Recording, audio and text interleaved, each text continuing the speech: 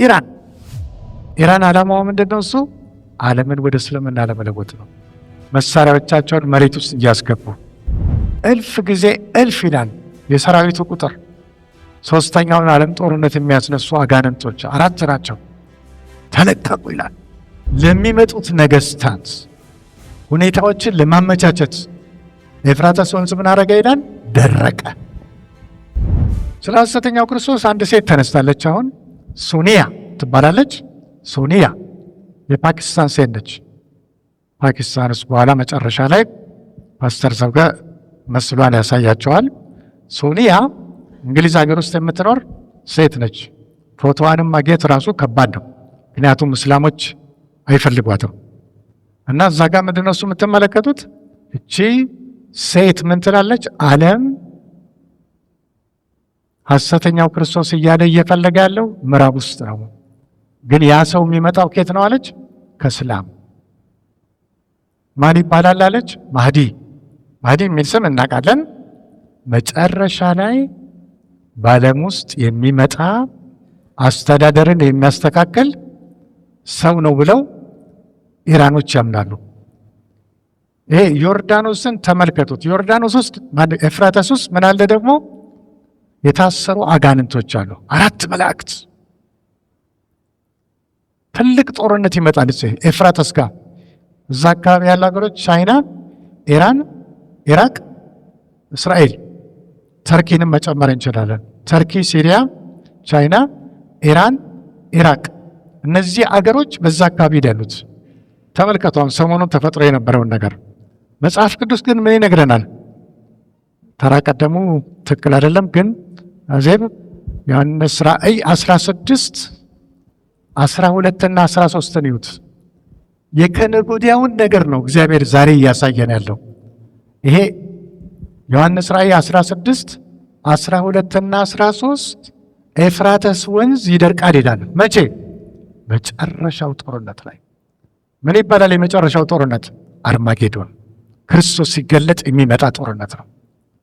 እና ይሄን እዩት። የከነገ ወዲያውን ነው ዛሬ የሚያሳየን እግዚአብሔር። ራእይ 16 12 እና 13 6ኛውም ጽዋውን በታላቁ ወንዝ በኤፍራጥስ ላይ አፈሰሰ። ከፀሐይም መውጫ ለሚመጡ ነገስታት መንገድ እንዲሰናዳላቸው ውሃው ደረቀ። ከዘንዶውም አፍና ከአውሬው አፍ ከሐሰተኛውም ነቢይ አፍ ጓጉንቸሮች የሚመስሉ 3 ርኩሳን መናፍስት ሲወጡ አየሁ። ከምስራቅ በኩል የሚመጡ ነገስታት አሉ። ክርስቶስን ሊዋጉ ነው እስራኤል ላይ። ቦታው ምን ይባላል? አርማጌዶን። እኛም አብረነው ከክርስቶስ ጋር እንመጣለን። የመጨረሻው ጦርነት የሚካሄድበት ቦታ ማን ነው? አርማጌዶን። ለአርማጌዶን ጦርነት ለሚመጡት ነገስታት ሁኔታዎችን ለማመቻቸት ኤፍራጥስ ወንዝ ምን አረገ ይላል? ደረቀ። ዛሬ እየነገረን ያለው እግዚአብሔር ከነገ በኋላ ወይም ነገ ላይ የሚሆነው ነገር ነው። ተመልከቱት። እዚህ ላይ ቅድም ኤፍራጥስ ወንዝ አካባቢ ሌላም ጦርነት አለ አሁን ከፊታችን የሚጠብቀን። ሰሞኑንም አዝማሚያው ስታዩ የድንበረው አንዳንድ መምህራን የደወሉ ስልክ መምጫ ሰዓት አፋጥነው ይለኛል። እኔ ላፋጥነው አልችልም። መጽሐት ከመጣ መጣ ነው። ቶሎ ትምህርቱን ሲማሩ ሚድኑ ይመስላቸዋል መሰለኝ። እንደዛ እያሉ የሚደውሉ ነበሩ። መሬት መናወጥ በዚህ መጣ፣ ድሬዳዋ አካባቢ፣ አፋር አካባቢ ሲባል እሱን ምልክቶችን ስናይ እናያቸዋለን። ሰዎች ብዙ የሚደነግጡ ነበሩ። ድሬዳዋ ከአሜሪካ ጋር ልትገጥም ነው፣ ቶሎና እንወቃው የሚሉ ሰዎች ነበሩ። ግን ዮሐንስ ራእይ ምዕራፍ 9 ላይ ተመልከቱት። 9 ከ13 እስከ 21 ታነባዋለች። ስለ ኤፍራጥስ ወንዝ አካባቢ ስለሚለቀቁ አጋንንት የተጻፈ ነገር አለ። ታነቢያለሽ?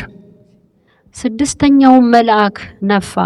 በእግዚአብሔርም ፊት ካለ በወርቅ ከተሰራ መሠዊያ ቀንዶች አንድ ድምፅ ሰማሁ። መለከትም ያለውን 6ኛውን መልአክ በታላቁ ወንዝ በኤፍራጥስ የታሰሩትን 4ቱን መላእክት ፍታቸው አለ። የሰዎችንም ሲሶ እንዲገድል ለሰዓቱና ለቀኑ ለወሩም ለዓመቱም ተዘጋጅተው የነበሩ 4ቱ መላእክት ተፈቱ። የፈረሰኞችም ጭፍራ ቁጥር እልፍ ጊዜ እልፍ እልፍ ጊዜ እልፍ ነበረ። ቁጥራቸውንም ሰማው። ፈረሶችና በእነርሱም ላይ የተቀመጡትን እንዲሁም በራእይ አየው። እሳትና ያክንት ዲንም የሚመስል ጥሩር ነበራቸው። የፈረሶቹም ራስ እንደ አንበሳ ራስ ነበረ።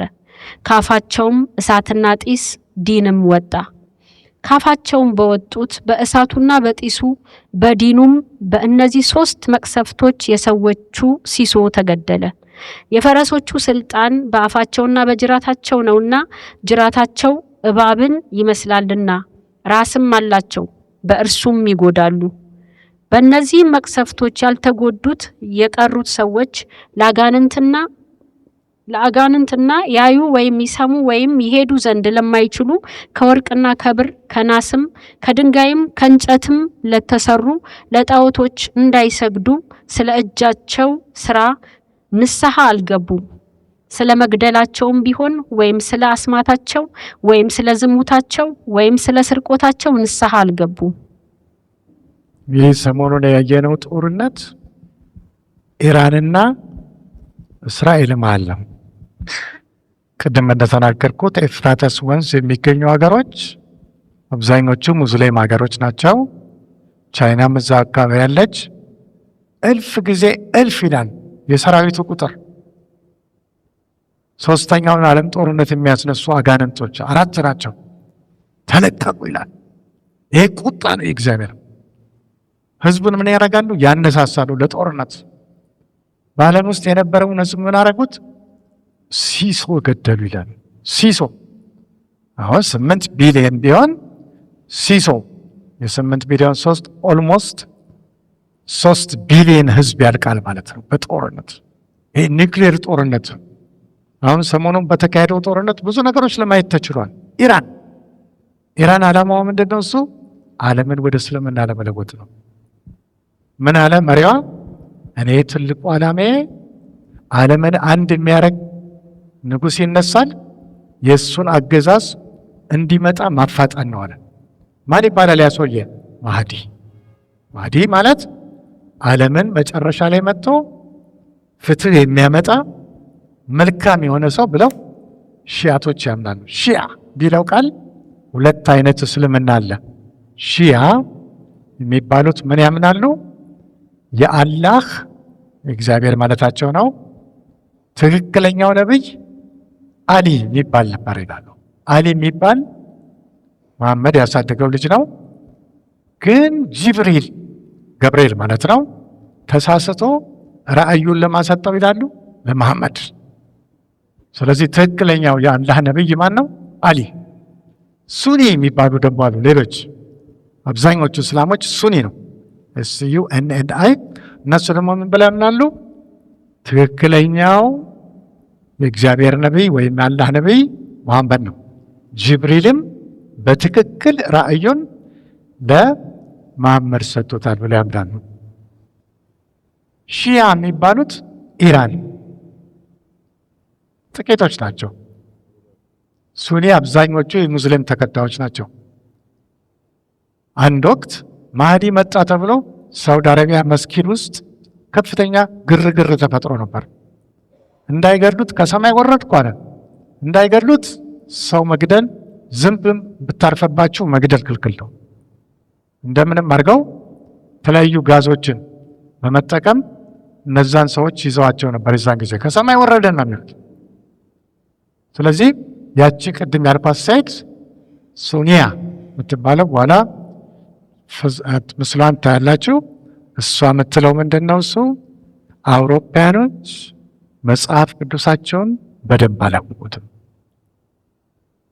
ለወደፊት ክርስትናን የሚያጠፋ አንገት የሚቆርጥ የእስልምና ሕግ ብቻ ነው ትላለች።